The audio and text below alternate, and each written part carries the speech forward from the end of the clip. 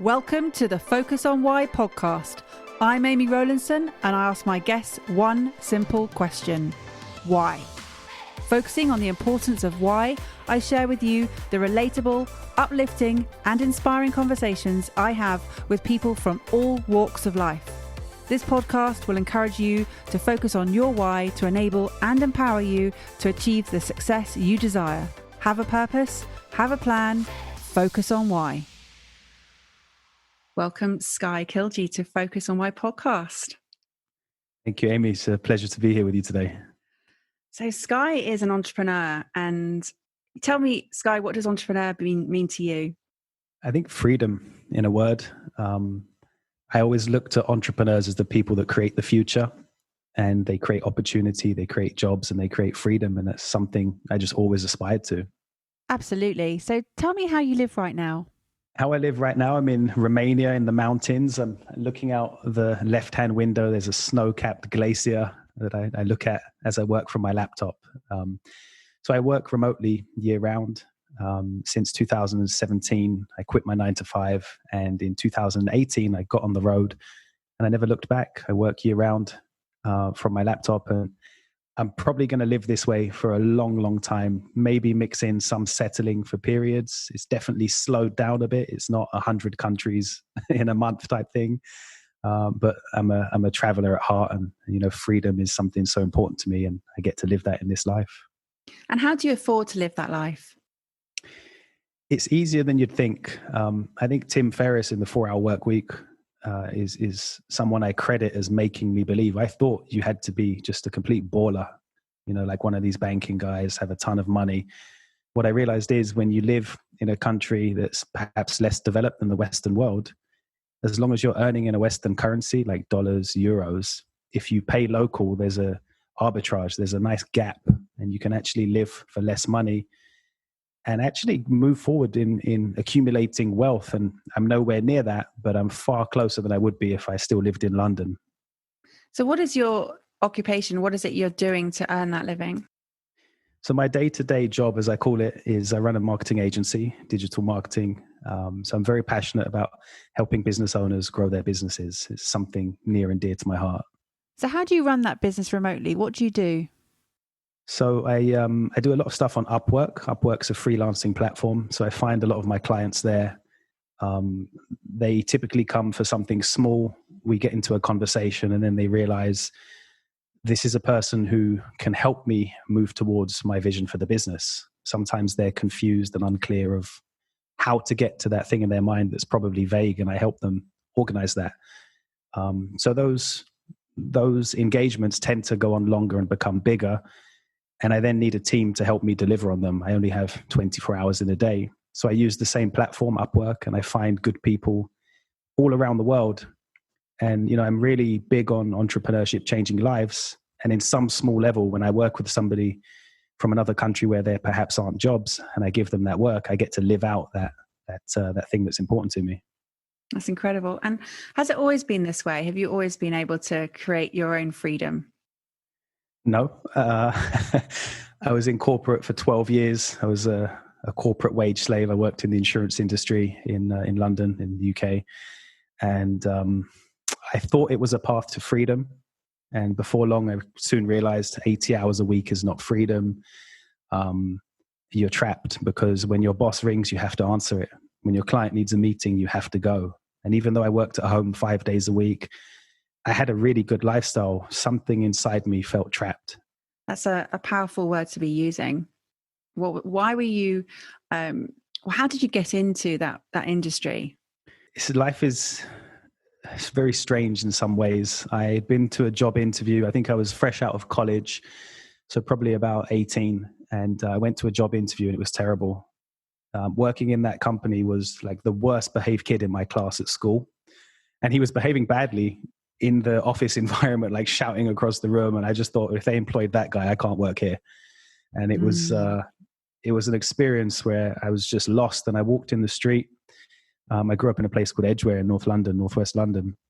And I saw a recruitment agency and I thought, you know what, just go in there.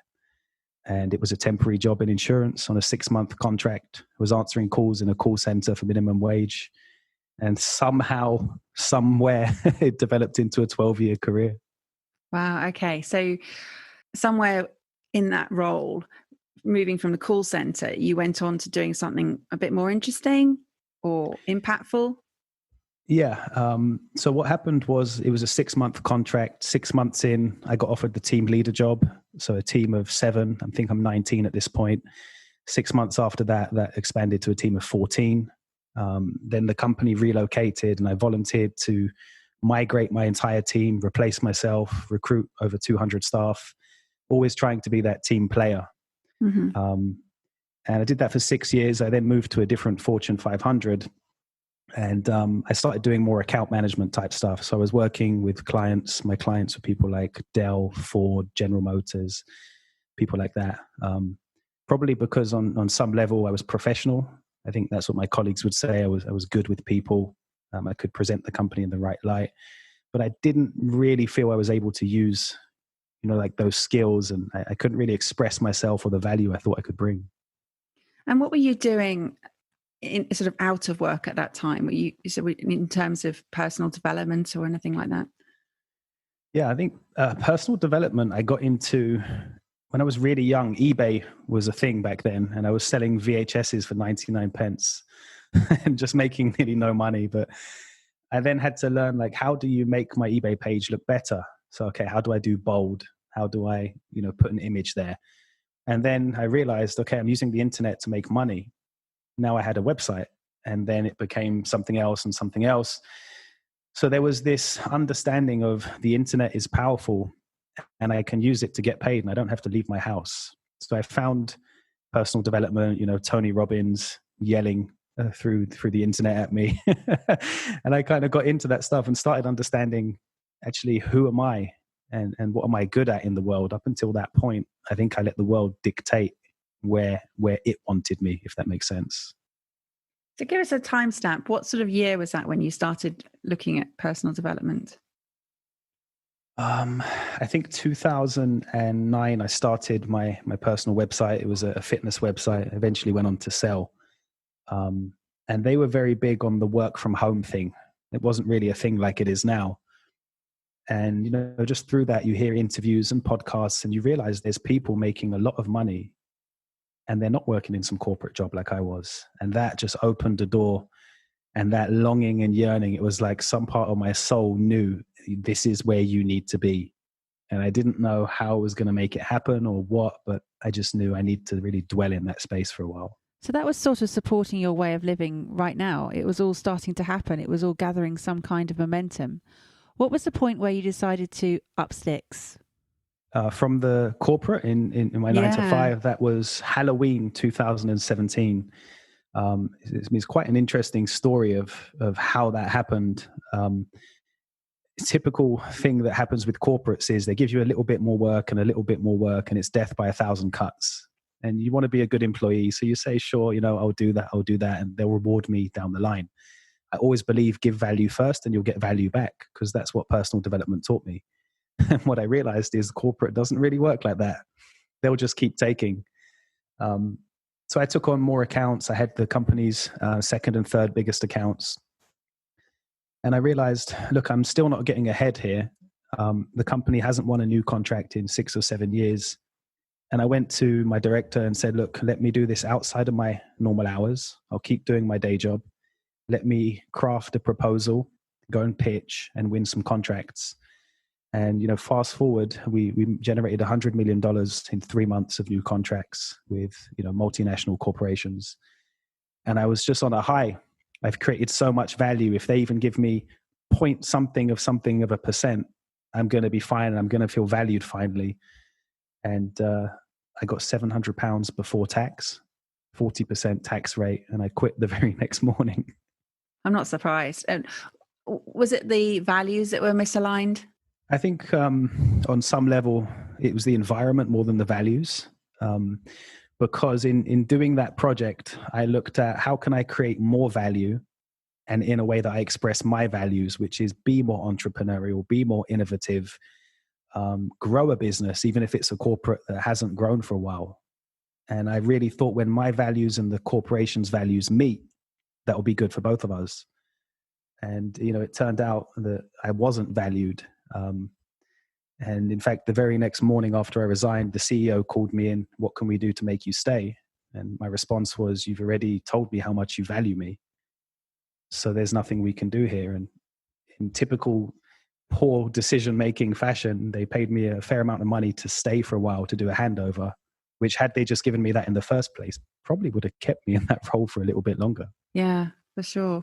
And why do you think corporates operate on that one with not looking after their staff? I don't think it's a conscious intention not to look after their staff. I mean, all of their vision boards and company missions say we're about our people.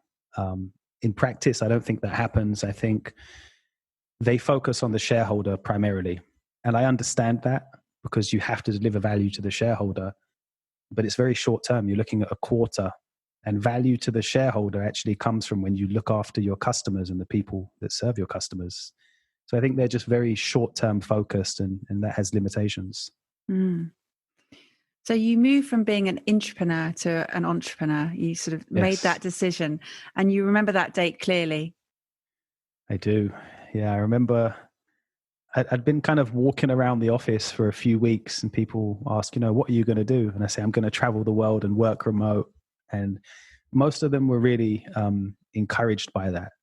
Yeah, I did think maybe there'll be some people who would like resent me for that, but it was kind of like there was some part of them that wished they could do the same, but they had marriage and kids and mortgages, and they couldn't. And they got to live through my story a little bit, and we had some great conversations.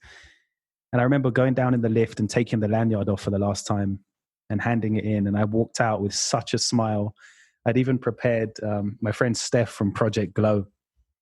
She'd given me a playlist to play as I walked out, and I switched these headphones on. I think it was Bruno Mars, Uptown Funk, and I just like strutted down that street in Bristol.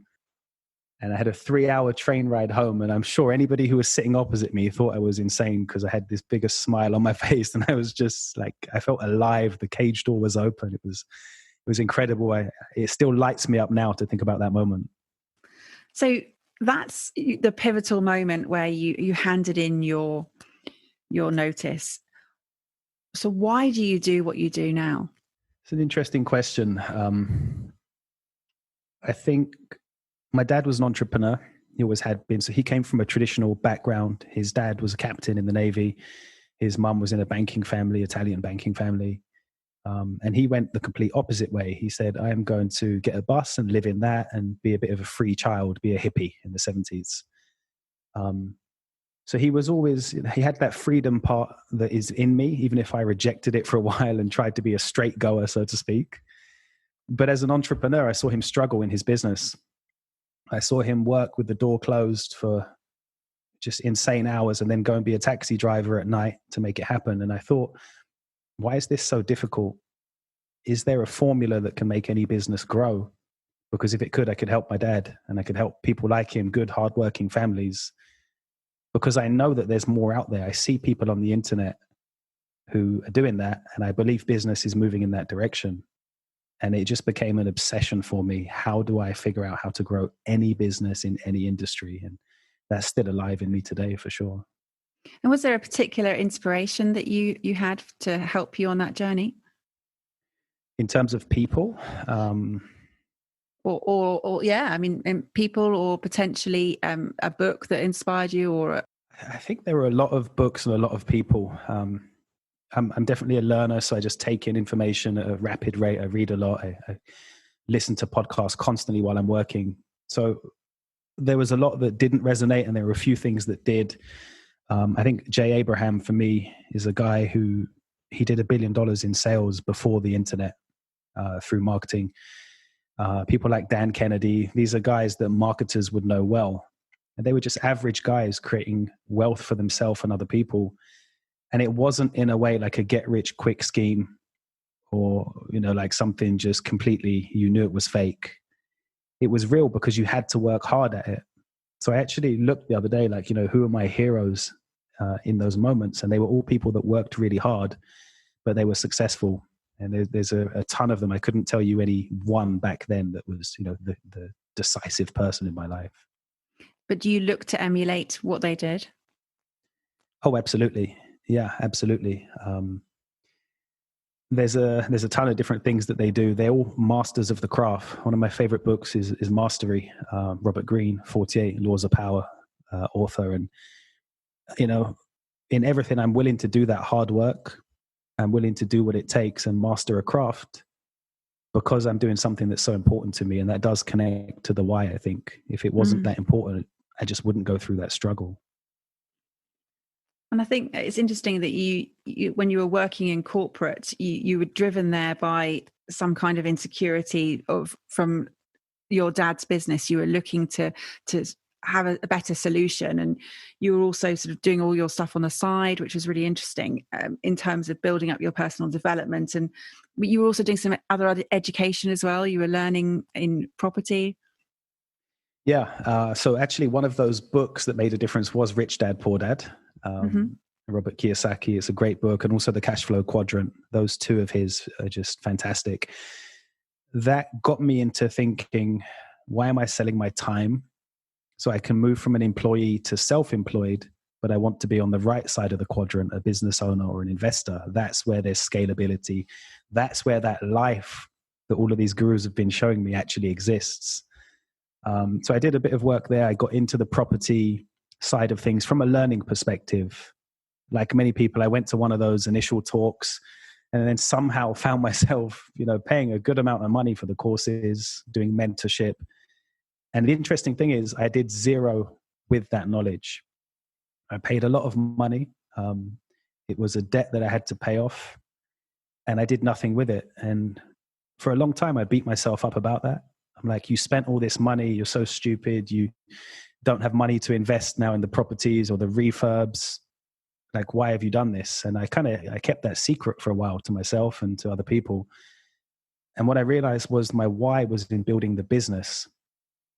And then when you have that excess cash, invest that in property, sure. But doing property all day long, it just didn't light me up. It wasn't what I wanted to do. So it was no surprise that I didn't really do anything with it once I acquired the knowledge. And do you still give yourself a hard time now? Yeah, I think I'm learning. I'm 35 now. So I see the need to be a bit more gentle with myself. And I think as a man, that's something I had to learn. We're very driven, quite driven as a person. It was all about success. And it wasn't for acquiring money. It was probably because on some level I felt, I wasn't good enough. And, other people would tell me, you're really talented at this, you're great, but I hadn't achieved anything. So I was so driven to get those trinkets, whatever it was. And I didn't really want them at a deep level. I wanted to create impact. I wanted to help people. So I was probably confused. And I think I'm still hard because I want to achieve things in the world. I'm always going to be that person. But I'm now also okay with saying, you know what? You did the best you could. You can't control that. Now's the time to rest. I definitely appreciate that that's part of the cycle of growth. And what would you say your key drivers are right now? I would say legacy. I'm certainly not at a point where financially I can just stop working. I'm kind of working to transition out to that and probably a good amount of time away from it. I always just think every day, if I died today, would I be happy with what I did today or what my life means? What would be said in my eulogy? Am I dying with the music still inside me? And I still feel there's so much to give. I'll probably always feel like that because the goalpost keeps moving and I expect a lot of myself. But yeah, I definitely think there's some truth in that for sure. It's interesting you saying about your eulogy. Have you ever thought about writing your own one? I've written my own one many times and it was scary. It was a scary process because I realized there was a huge gap from what I would like said versus what would probably be said if I was honest with myself. I also have written mine and I update it regularly. It's a weird thing to do, but it's actually really powerful because it keeps you on course. I think it's something that, I look and I respect what I've done and what I want to do in equal terms. I think when you're at peace with yourself and what you're doing, it's because you are following your why. You are focused on what you're doing, and I don't give myself a hard time. I push myself a lot, but yeah, I think it's an incredible thing to do. So, I mean, freedom for you is super important. It's Yes. your highest value. It is. Yeah. Yeah, and your whole passion project that you're doing alongside your working. Explain a bit more about that. So it's called Free the Wage Slave. The website's freethewageslave.com. I have a podcast, and it's mostly a blog and a podcast at this point. So way back in 2012, my first mentor pulled that out of me, that was my passion. And he even gave me the domain name back then, and I did nothing with it. I didn't feel that I was big enough for it. So it was really about the wage slave being people like me who were in corporate and 9 to 5, or people that had to sell their time for money or do something that they didn't want to do because they didn't know there was another choice. And I'm really passionate about working with people in disadvantaged communities. I think entrepreneurship to me is the ultimate leveler. It transcends circumstances, race, social class, cultural boundaries. You don't have to do work that doesn't light you up. We all have a gift inside of us, and we can share that. And I think my screensaver has a Picasso quote, which is something along the lines of the purpose of life is to find your gift, or the meaning of life is to find your gift. The purpose of life is to give it away. And, I really believe everybody has something they can give that would light them up and make the world a better place. So Free the Wage Slave is really about educating people of how they can do that, giving them the belief and the tools. And I just didn't feel that I was ready for that mission for so long. That was 2012. We're in 2020 now, and I've only just really started this year rolling that out. And that's interesting. And you weren't ready to take on that, and you saying you ignored it, and that it was right there, and all this time you've been trying to find your why, it was there. Why do you think that you weren't ready, and what made you feel that you were then able, what enabled you to start it? Yeah. I wrote a blog post about this last week called Finding Your Purpose, What the Gurus Don't Want You to Know. And why I wrote that is, for me, all of that personal development taught me you have to find your why first, and then you walk the path. And I said, well, I don't know what my why is. I can't find it. Well, the thing is, I still don't know what my why is to some level, because it evolves and it adapts and it's fluid, because to me, life is fluid also. So I didn't start for a long time. I think also on some level, I thought, well, who am I to tell anybody what to do? I haven't done anything. And, a big part of that, it took me to a 15-month stint in Dubai, where I worked under a genius, really, who has an institute, who teaches business growth. And he forced me to lead workshops without any preparation. He forced me to do all kinds of things that made me uncomfortable. And I went into that environment to get some experience so I could feel that it was okay to teach that stuff. And I think really at some point, I just got to the point where I said, you know what, it's now. I'm not going to wait until I'm 50 or 60 to do my legacy project. I don't care if I don't know what my why is. How do I make an impact today, right now, with what I have? And what made you, or what led to that decision that you didn't need to have all the answers? It's an interesting question. What led to that decision? I think it definitely comes back to that that view of, I'm getting older now. So I just turned 35. Something happens at 30. I don't know what it is. And we start saying, okay, I need to get serious now about my life. I've done all the debauchery in the 20s and the exploring. Well, now I need to have an impact, because I want to know that if I did die today, I've lived the life that I was meant to, because I could die happy if I was expressing my gift. And that doesn't mean any more wealth. It doesn't mean status. If those things come, or they're required to make a bigger impact, then even if it makes me uncomfortable or it's not for me, I'll do that. But it's really just about impact for me. It's a huge transition and a huge shift. And it probably came out of going through some hard times and doing a lot of work on healing and on the self. And that's on a physical basis as well. I mean, having had an almost life-threatening illness, or not even illness, it was what happened there? So I had a wild 3 months in 2017. So just before I quit 9 to 5, I had a 12-year relationship that naturally came to an end. It was the right thing to happen, but it was an unwinding of the old me in every way. So the relationship was one part. The 12-year career was unwinding. My grandma, who's my favorite person in the world and really connected to my why, she got sick and passed away. And I had to fly out to Holland and spend 6 days with my family. And, slowly her kidney failure took hold and she passed away. We went through that. And then just when I thought we were done, one night I get huge pains in my abdomen and my appendix has ruptured and it's gangrene somehow and it gives me sepsis. And I was operated on pretty much immediately. I lost something like 30 pounds in a week. I had to stay in the hospital, 24-hour injections, and just a total low physically, emotionally, spiritually, on all level. Universe kicked my ass and said, look, I've been telling you your purpose since 2012. You haven't listened to me.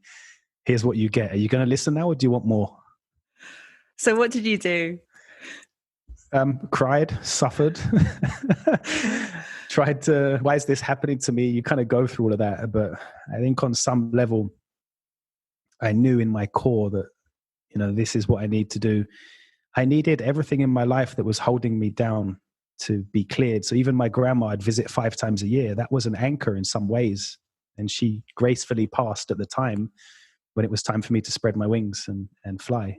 And I'll be forever grateful for that timing and for everything that happened. It was time for me to go. I had to kind of step into that rather than try and resist it, I think. So the cage door opened and you flew and you literally flew to Dubai. That's how it happened, huh?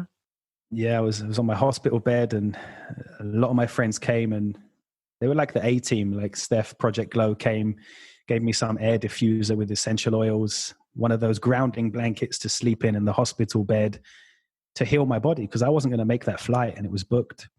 And somehow I got on that Emirates flight and I was so exhausted. I think I cried on the way there. Something happened. When I left hospital, I first got home, I had tears. And when I got on that flight to Dubai, there was like a watershed moment. And I'd been somebody who'd never cried, my whole life. And that moment opened something up in me. And I knew I'm now living the life that has been waiting for me all this time. And it just touched me at some level. That's fantastic. So, I mean, it's just such a great story in terms of, this is your life. This is not a story. This is what you've actually gone through to get to the point now where you're ready to make an impact and live the life of your dreams, which is such a great thing. And why did you have such a desire to show that this was possible? I think I wanted to show that to myself, firstly. A book I'm reading at the moment, Healing the Shame That Binds You, it talks about how we all develop toxic shame. And again, this is something I didn't know about. We didn't talk about that stuff in my house, even though we're quite open as a family. So there was that sense of not being enough on some level.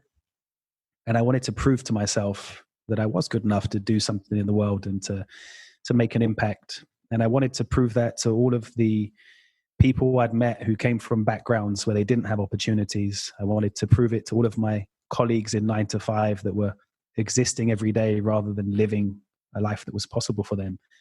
And I wanted to make my mum and dad proud. I think that living versus existing piece is a really important one. And I think you're really proving that there is a marked difference between the two. How would you explain to people the difference in how you're living your life right now to how it was before? I think existing, George Carlin, I think it is, has that quote about, you wake up, you sit in traffic, you pee quickly, you go to a job you hate to make money, to pay for things you can't afford, to impress people you don't like. To me, that's just one of the greatest expressions of what that existing is. You're dead inside. You go through that routine where you're looking for the dopamine hit. It's entertainment. Maybe it's gambling on the phone, on the soccer. It comes out in various different ways, but you are living for that adrenaline because your day to day is so impotent is probably the word that I would use. There's no life, there's no aliveness. You see in people's eyes that they're dead behind the eyes. You can just see it. And when I moved into living a life that was truer to myself, even if I didn't know financially how it would work, or I was worse off in the beginning, I was alive. I felt life coursing through my veins for the first time. And I realized this is what I've been waiting for all of that time. Oh, absolutely. And when we were speaking last week, just sort of talking through what we'd like to cover on this call, I think that for me, seeing you living remotely, working remotely, choosing to take control of everything you're doing, and understanding that you have that power is so liberating. And it challenges, for me, it challenges a lot of things that I do, and will be thinking of how I can mix it up. And I think the value that you're offering and the passion you're showing is incredible. But it's all about freedom. Essentially, it all comes back to that one point. So It for does. you, what does freedom mean, and why is it so important for you to advocate this? I think firstly, freedom doesn't necessarily mean living the life that I'm living. I live this because it's my interpretation of freedom. It's not a better life than living in a house, having a mortgage, if that's the thing that lights you up. It's certainly not perfect. It has its benefits and drawbacks. So I have a responsibility to make that clear. It's not all the kind of the Hollywood Instagram perspective that probably I even make it seem like at times.